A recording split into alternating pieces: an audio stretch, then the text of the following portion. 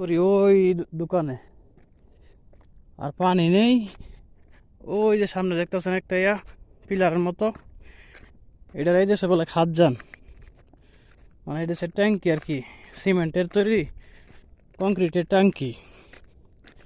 এটার ভিতরে এসে পানি,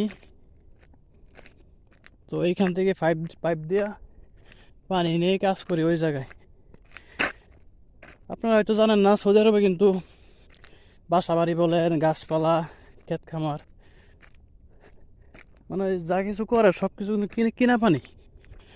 ওই ট্রাক দিয়া সবার বাড়িতে এরকমই আছে, বিরকাস, এটা আরেকটা নাম বিরকা, এরকম সবার বাড়িতে আছে। তো অর্ডার দিলে ট্রাক দিয়ে এসে এটা ভরা দেওয়া যায়,